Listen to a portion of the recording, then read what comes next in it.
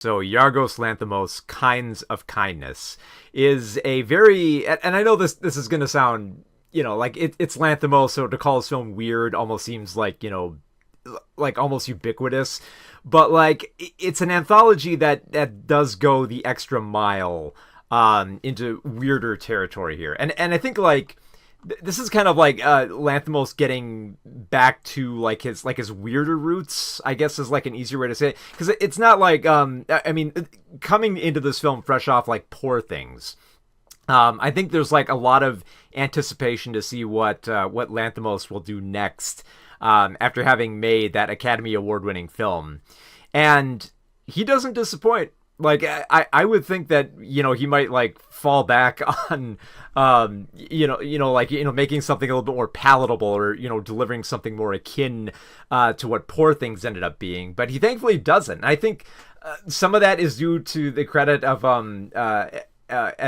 what's his name, Filippo. He's a co-writer who's been on other Lanthimos films, but he returns here, and they conspire this anthology of 3 different stories, but they all have the same actors in different roles.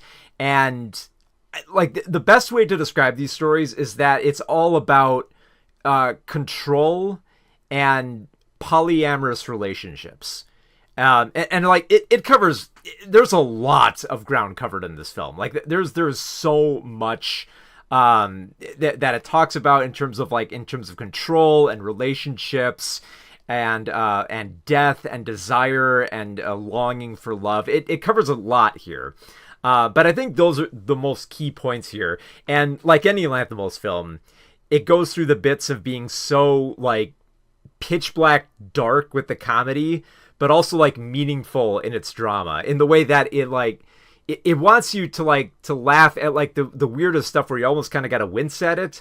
And it also wants you to like feel the sadness in there, but like the strangest stuff, and it catches you off guard. So like, I don't want to spoil too much here. I'll just give like the general idea of each one. So with each story, like the first story is called like the Death of RMF.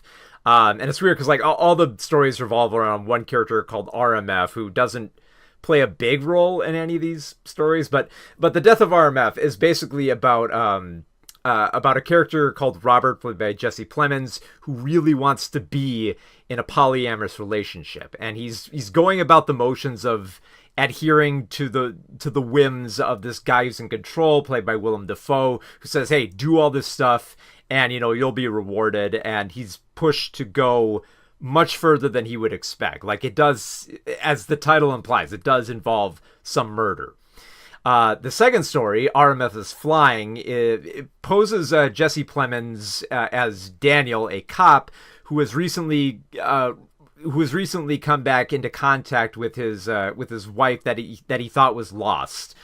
This wife played by Emma Stone, who plays Liz. And when Liz comes back, like Daniel's not sure that this is Liz because she's acting differently. And the more that it goes, it gets stranger and stranger and stranger. And let's just say cannibalism is on the menu here. And then finally there's RMF Eats a Sandwich, which sounds like it's like a weird title that they give for this one because RMF does the least in this. But it is it is like a little bit more of a surprising, and it's definitely the darkest one because it's all about Emma Stone playing Emily, who's working alongside Andrew, Jesse Plemons again, and they're both within a cult, and they're trying to find someone who can raise the dead. And at the same time, Emily is struggling to decide whether or not, she should keep in contact with her family that she's kind of distanced herself from. So these are all like very strange and messy stories, and I'm doing my best not to spoil the big twists of them because they hit you hard. Like there's moments where just like, you see like the drama, like slowly boiling, and like there's bits of comedy here and there. And then there'll be that moment where it catches you off guard, and it just shocks you in the most intriguing. Like I haven't even, like, I swear with everything that I'm saying here about these stories, I have not revealed the biggest twist in each of them because they get weirder and wilder as they go on. Like I said, they involve polyamorous relationships. They involve cannibalism. They involve dogs in some way, and RMF is always in the background there.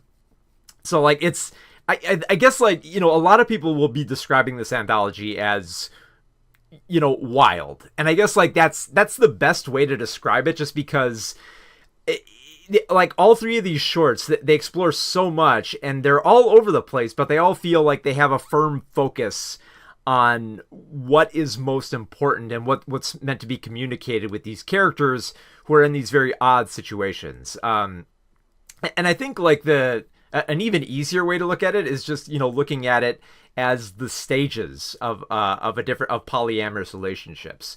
So like in the first entry, and like in The Death of RMF, it's about someone desperate to get into a polyamorous relationship. Within the second entry, RMF is Flying, it's someone who's desperate to maintain a polyamorous relationship. And in the third one, RMF Eats a Sandwich, it's all about someone getting kicked out of a polyamorous relationship. So it's a very unique trilogy. Like it's not like a very, despite how weird it gets in different segments here, it's very much has a firm focus thematically on what it's trying to say. And I guess like the most important thing for those who've loved the weirdness of Poor Things, yes, this does get weird. It gets very bizarre in like ways that you wouldn't expect. Like with Poor Things, there was like a mounting weirdness to it, where the more that it kept going, you kind of got used to it after a while. And I think the anthology format that Lanthimos assembles here ensures that you don't get too comfortable. It ensures that you do not know what is going to happen next, with just like the funny titles, posing characters in different ways, and making the story short enough so that there's enough time to just smack you over the head with like with something that's just going to shock you so much that you will not be able to decide whether you're going to like laugh or wince. It all depends on how fast that your jaw can lift up from the floor when you're hit with just how bizarre these characters get. Like like I said, there's weird stuff: dancing, cannibalism, dogs, people eating sandwiches, people trying to raise the dead, people who have weird obsessions with water and purity of their bodies. It goes to some wild places, and it does get very very hard to watch at times. I'll say this: if you're not big on sex and violence, this film goes fairly hard on those angles. Like there's some pretty like wince-worthy gore, and I think just like, you know, like it takes, I've seen like a lot of violent films, so it takes a lot to, you know, make me wince. And I think like Lanthimos has like the perfect anticipation for when things do get gruesome. But at the same time, like I think like Lanthimos also knows how to shoot just absurd sex scenes.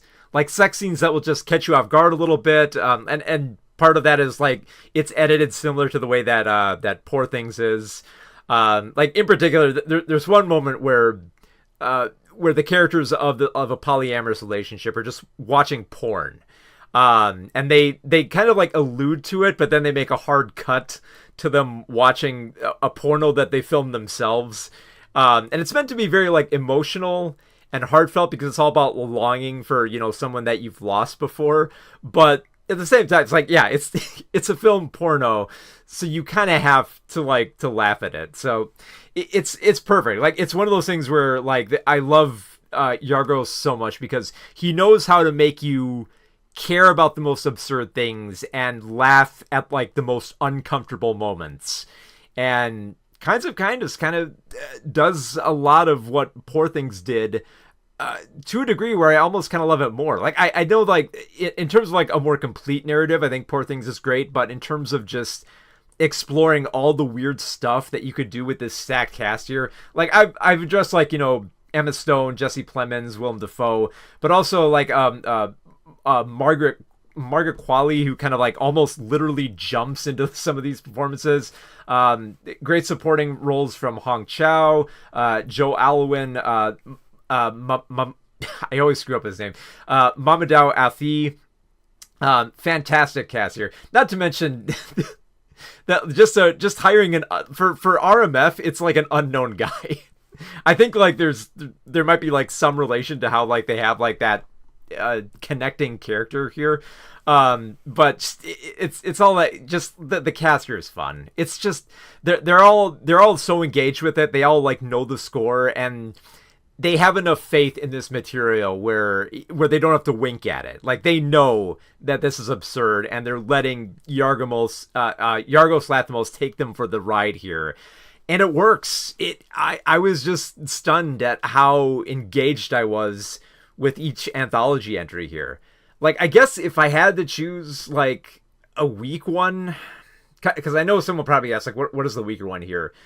I would probably just say... I'd probably say maybe the last one, like RMF Eats a Sandwich, only because I think that... And again, like, it's almost kind of like splitting hairs here, but I almost think, like, it goes into territory that's a little too dark.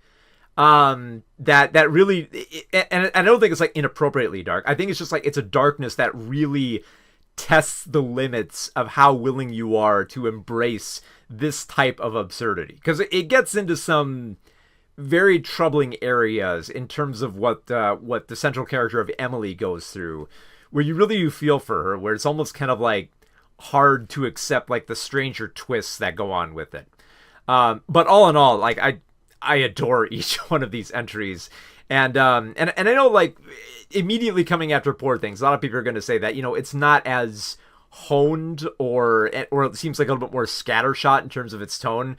But, like, but if you go into this film expecting it to catch you off guard and not knowing that much about it, which I swear I'm trying as hard as I can not to spoil some of the weirder twists here, because it really does have to be experienced with the crowd. Because even when I was in, like, the small critic screening, we were all just, having a blast with this thing. So yeah, what more can I say? Kinds of Kindness is exactly the type of film that I'd love to see Lanthimos do more of. So yeah, even after Poor Things, he hasn't lost his touch. I love the hell out of Kinds of Kindness.